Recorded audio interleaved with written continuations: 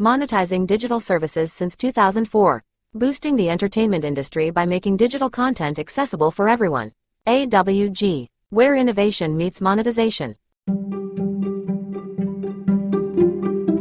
Welcome to the HCI family of podcasts. We're your source for personal, professional, and organizational growth and development. We share our own original research, explore industry trends, and interview executives and thought leaders from across the globe. Join us for practitioner-oriented content around all things leadership, HR, talent management, organizational development, and change management. Maximize your personal and organizational potential with the HCI family of podcasts.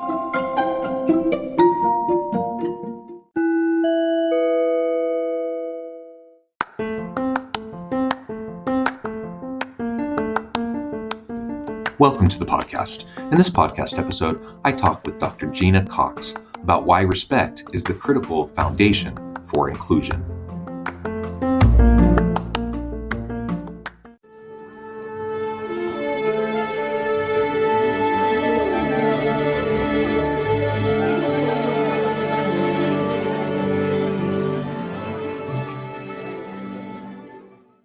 Dr. Gena Cox, welcome to the conversation today. Oh, it's really a pleasure to be with you, John. It is a pleasure. You're joining us from Florida. I'm south of Salt Lake City in Utah. And today we're going to be talking about diversity, equity, inclusion, and belonging. And we're going to hone in on the idea of respect and the role that respect plays as a critical foundation for inclusion work. As we get started, I wanted to share Dr. Cox's bio with everybody. Dr. Gena Cox is CEO of Feels Human LLC and is an organizational psychologist and executive coach who helps leaders optimize their impact and influence, make career pivots, and build inclusive, respect to lead organizations. She is the author of Leading Inclusion, an award-winning guidebook that shows how to counter the typical disappointing outcomes from diversity, equity, and inclusion work. Her TED Talk, Yes and Careers, encourages an exploratory approach to building a purposeful career. She is a prominent voice on human-centered leadership, helping leaders see that inclusion tops diversity and must be powered by respect at the center. I love everything about that. Gena, anything you would like to highlight by way of your background or personal context before we dive on in? I think, a couple of things I'd mention very quickly is that, for decades I've worked in corporate America, and I think of myself as someone who really focuses on leadership impact. And for all of those years, one of the things that I often used as the source of the data that helped me guide leaders as I was advising them was employee opinion survey data. And so I think about these issues through the lens of someone who's heavily steeped in the language and the issues that pertain to leadership effectiveness, employee opinions, employee engagement, and so on. And over those years, this conversation about DE&I has always sort of been in a box. In fact, it isn't a topic that I consulted to or advised my clients about in that sort of way that I talk about it today, a much more expansive way, because people tended to see it as sort of a sliver of something, not a core issue. And so if there's one thing I want listeners to think about, it is that, you can't call yourself an effective leader unless you are really able to lead, 100% of the people who you might hire or who report to you.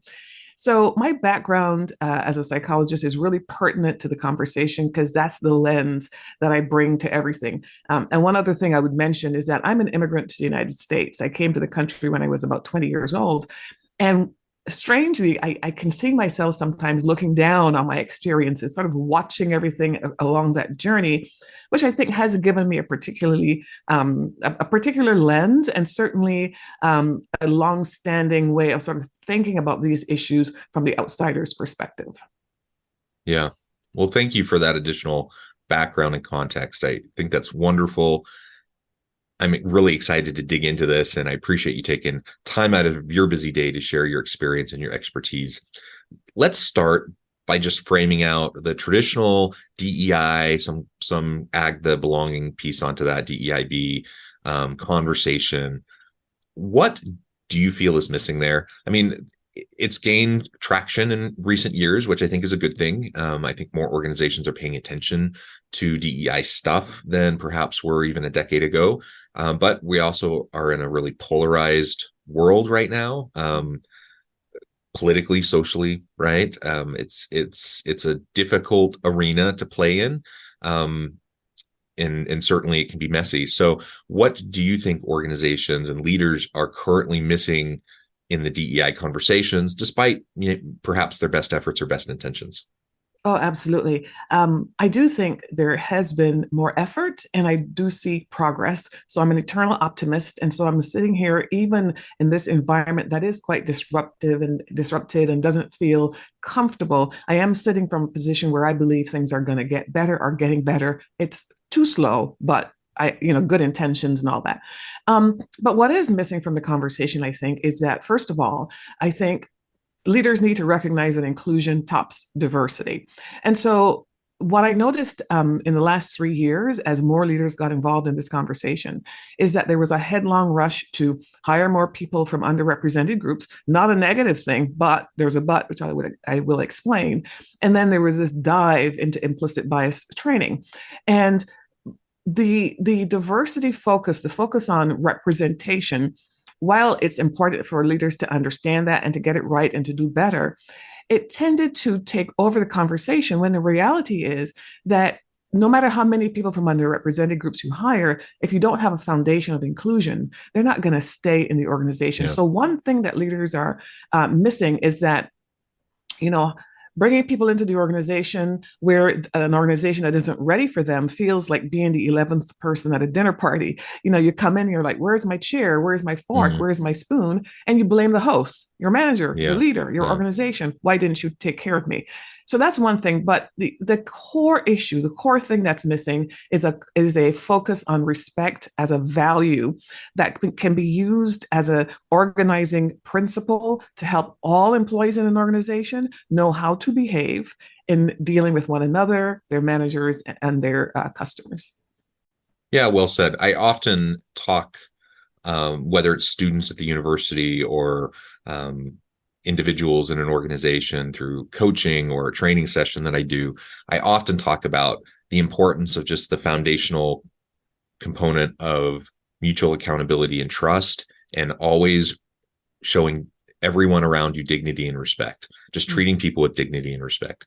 When you do those two things, mutual accountability and trust and dignity and respect as founding core principles, and you build other efforts around those, a lot of at least the low-hanging fruit stuff will take care of itself, and you'll have a better framework for them crafting the systems, the policies, practices, and procedures around this inclusive type of a culture and environment that you talk about. When we talk about inclusion or belonging culture, it's not just about having a diverse group of people around the table. It's helping everyone feel needed, wanted, valued, that they can bring their whole authentic self to the workplace, and they can contribute in meaningful ways each and every day. That's for everybody. So if you come from a marginalized group, disadvantaged group of some sort, certainly that's for you, so that you feel safe and you feel included and you feel like you have an opportunity to really be a part of the team and contribute in meaningful ways. But it's for everybody. Like, that's if you build on this foundation of respect that then builds trust, it benefits everybody. The rising tide lifts all ships, right? Yeah, absolutely. And, from my perspective, respect is an underattended to and undervalued variable in that equation, because truthfully, respect is the number one thing that employees say, or disrespect. It's typically cited as the number one reason why employees choose to leave a particular manager or organization. And for those employees who feel that they are respected, there's a real, payoff in terms of employee engagement and satisfaction and collaboration and so on. So there's a big upside to the respect thing. The other thing is, of course, that respect precedes trust. You can't build trust until you are respected. And it tends to be the calculus, the determination as to whether I personally feel respected tends to be an assessment that happens very rapidly. Whereas trust is sort of more of a long game. You build it over time. And so if you don't have the foundation of respect, a lot of these other more lofty and more commonly discussed outcomes are not achievable. Monetizing digital services since 2004. Boosting the entertainment industry by making digital content accessible for everyone. AWG. where innovation meets monetization. Yeah. Yeah. And you've already mentioned inclusion. I've mentioned belonging. You've mentioned respect. Why do you feel like with the movement towards this focus on inclusion and belonging, why do you feel like moving towards respect as a focus is a better approach?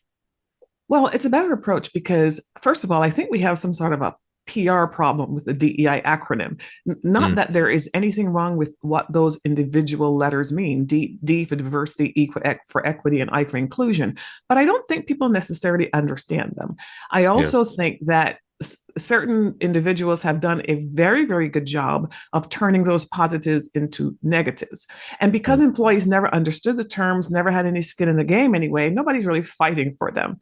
So, just from a practical level, I see value in talking about something that really is very important, but hasn't been handled that way and is a universally valued outcome. I think every employee in the world desires respect, and it gets talked about very quickly. The other thing that's really interesting to me, though, about respect and somewhat unique is that respect is the specific outcome that employees from underrepresented groups say that they seek. They don't say they mm, seek equity first. They don't say they seek inclusion first. They always say respect because if you look at the literature from the psychological science, what you will discover is that a majority group members' definition of respect and the definition of respect from minoritized people are different. They're not the yeah. same thing.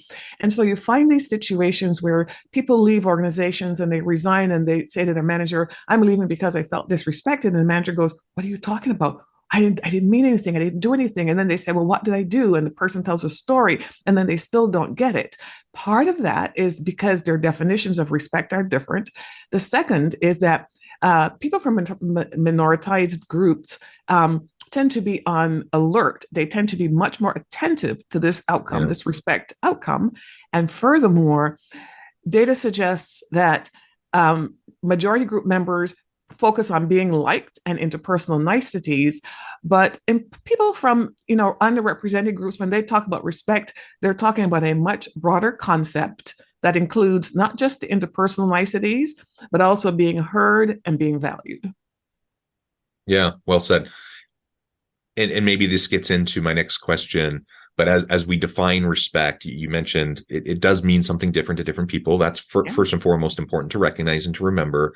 You just outlined some of those differences that might be manifest, from someone like me. I have a lot of layers of privilege. I'm a straight cisgender white dude versus someone who might have layers of disadvantage due to marginalized groups or that they might come from. What are some of those other critical behavioral manifestations? How do we see this respect or disrespect playing out commonly in the workplace? You mentioned a lot of leaders aren't even aware of it. Like they think they're respecting their people, and then someone leaves and they say, I didn't feel respected. They don't get it even after it's explained to them. What are some of the most common things you see that often we just miss, Yeah. despite perhaps what our best intentions might be? Yeah, absolutely. Well, the first thing is that there's good news about all of this. The solution to this, meaning not missing this gap, which I will talk Mhm. about in a second, is that managers have to make sure they're really connected to every person who's on their team. I call effective managers designated hitters because they Mm, know every person on the team, they have a sense of what they care about, and they know what they can do to connect and understand what's on that person's mind. So when you don't know, apart from the respect, it probably also means you're not connected. But let's mm, say, then you put the effort into being connected. What often happens is that, as I said before, it does appear from what I have studied that employees from underrepresented groups are looking for something very specific. So, of course, they're looking for the interpersonal niceties. Are you making eye contact? Are you acknowledging my humanity? Do you say hello when you see me in the hallway? And all of those kinds of things that I think we could all imagine that we would all desire. But mhm. a critical issue is that many employees, specifically from these minoritized groups, when they leave jobs, say their managers do not interact with them sufficiently. And specifically on the dimension of feedback, they say, not Mm, only do they seem to be avoiding me, they don't give me feedback. Now, this idea of feedback is really powerful because they're not just saying, I don't get good feedback. They're not just saying, I don't, that I don't hear the good stuff. They're saying, I don't even hear the bad stuff. So what they perceive is that they're sort of out there on a limb, unaware as to whether they're doing poorly or doing well. They don't really have any feedback that will let them know that. And so they spend a lot of time and a lot of energy worrying about things perhaps that they don't need to worry about, meaning that sometimes they think they're not doing well when they are. And conversely, they don't recognize when something bad, when they aren't doing well. And so it feels like they've fallen off a cliff when one day somebody says, well, you're not a good performer. Either way is bad news. That's one thing managers should focus on, is giving feedback. Another, which I can relay this story that's top of mind because it's something I helped a client with several months ago, but I'd heard this story many times before, is when an employee comes into an organization and they find their stride. They're like, okay, I can do this. And then they start sharing their ideas and they're thinking, well, wow, I'll be a sort of part of the system. And they start to share the ideas and they don't get feedback. They don't get acknowledgement of their ideas. No one says, well, thank you, Gena, for sharing that. Or, Paul, did you hear that that Gena came up with this idea and did this thing? And worse is when the manager takes the employee's ideas and runs with them, but doesn't give them credit. Now, this can happen to any employee, regardless of who they look like, what they look like. And so I'm not suggesting that these things only happen to underrepresented employees, but I am saying that for that group, their expectations of this kind of positive reinforcement, or the need for it, is very, very strong. And so they are very attentive when they don't get it. That leads to sort of a spiral of high expectations not met, and then sort of this downward thing unless something comes along. So there's that. Another thing I would say, John, about sort of the practical manifestation of respect is that often what I hear directly from employees that, people that I've coached and so on, is that there's this sense that I'm good enough for certain things, or I'm given exposure to certain kinds of things, but I don't get the high visibility roles. I don't get to be directly in front of the customer, but I could be on the phone call for the, behind the scenes kinds of work. And when the opportunities are doled out that would provide me maybe opportunities to be in the parts of the business that generate revenue or where the product is created, I never even know that these opportunities exist. So even something as simple as making sure that all opportunities are clearly communicated is an element that can be put into the broad category of respect. Yeah, I think that's fantastic. Like, we just need to allow everyone on the team to contribute in these various ways. And sometimes, and again, I don't think it's always a nefarious thing in the mind of a Right. a leader saying, I want to exclude one person. I want agree. to, but some of it's implicit bias. Sometimes it's just, you kind of have your go-to people, the people the people you're comfortable with. You're like, they're my go-to person. I'm just going to put them on this important call. I'm going to put them on this important project. And that in and of itself is a fallacy from a leadership perspective, regardless of whether we're talking about DEI stuff, just from a general respect standpoint. Like, that's a big problem. And that's a common problem that I think a lot of leaders fall into. So I think that's super important. And the feedback piece, I really appreciate you honing in on that. We know that people need feedback to grow and develop. They want feedback, especially, you were talking about minoritized groups in particular, but I was also thinking, as you were talking about that, about younger millennials or Gen Z workers. They often express the same types of frustrations of leaving because they don't feel invested in, they don't feel supported, they don't feel coached or mentored, they don't feel like they're getting the feedback that they need. And a lot of leaders, when they hear that, they're just like, oh, these entitled people, what do they think? I'm just going to sit around all day and try to give them feedback. I'm like, well, yeah, I mean, that's your job. You're a leader. You're supposed to coach and mentor and provide feedback.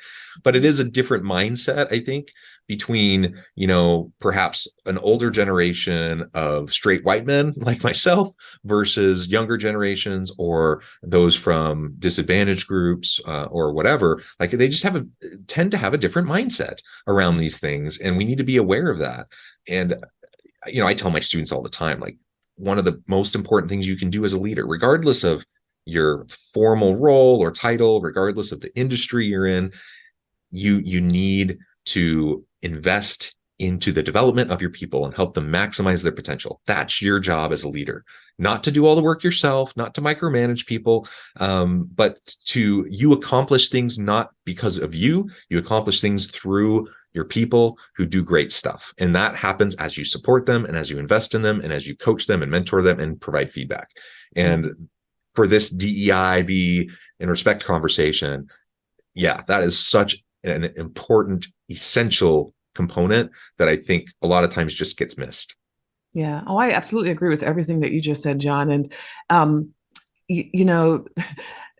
I often talk about this whole idea that when you're a manager, you ought to wake up in the mornings and assume that you have a dartboard in the middle of your forehead, in the sense that for the people that report to you, I don't mean that in a negative way. I mean that in the sense that you are it. They're focused on you, which is one of the reasons why when people go home and talk about their jobs, they talk about their manager and they talk about, does this person wear black shoes or brown shoes? Do they like gold jewelry or silver jewelry? They know a lot about you just from observation because they are so attentive to you. You are it. You're the designated hitter. So to the extent that you are the designated hitter 100% of the time, but you are not attentive to their needs, or you're not providing that coaching or that mentorship or that feedback, it's very clear who's responsible and who's not delivering. And I only say that to remind everyone that in many ways, I think a lot of these relationships break down when the employee feels disappointed in that. Mm-hmm. And so organizations have got to make sure, I'm putting this burden on managers, but I do think organizations have got to make sure they create a culture and in which managers have space to develop their leadership skills so that they can then understand how to be effective managers. In other words, I say, managers, this is what you need to do. I hold lead organizations responsible for enabling them to do it. Yeah, well said. Gena, this has just been a really fun conversation. I note the time. I'm going to need to let you go here in just a few minutes. But before we wrap things up for today, I wanted to give you a chance to share with the audience how they can connect with you, find out more about your work, your team, and then give us a final word on the topic for today. Oh, absolutely. Thank you for that, John. Well, you can find me at my website, genacox.com, and Gena is spelt with an E. Don't ask me why. GenaCox.com. And on the front page of my website, I do have an ebook if you're interested in knowing more about my perspective specifically on respect in the workplace and how you might think about it, how you might operationalize it, and how you might measure it or assess it in people with whom you work. You're welcome to have that download at my website. And you can find me on LinkedIn. I'm fairly active there. I enjoy talking to people who share their ideas with me and vice versa. So we can meet there as well. I will say one more thing. Often I'm asked, why don't I talk more about belonging? Why do I talk about respect and not more about belonging? And there are two reasons. One of them is I'm really concerned that people are starting to add the B to the DEI primarily for sort of political cover in a way, right? To find another word to talk about. And I believe in belonging. I think belonging is a great idea, but I also find that it's very hard for people to define it. It's hard for people, when you ask other people, do you feel it? It's really hard for them to explain what they mean. And there's great variability in those explanations. And I think for people from minoritized groups, especially African Americans, there is a negative response to that word for obvious reasons.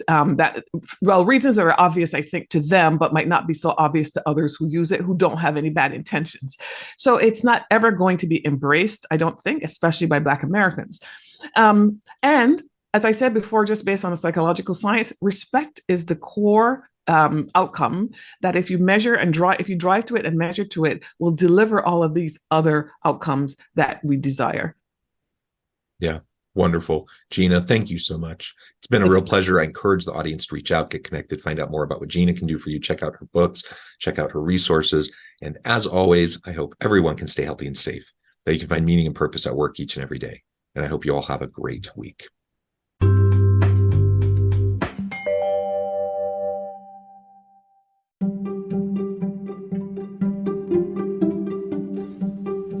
Thanks for joining us for this episode of the podcast. We hope you stay healthy and safe, and please join us again soon.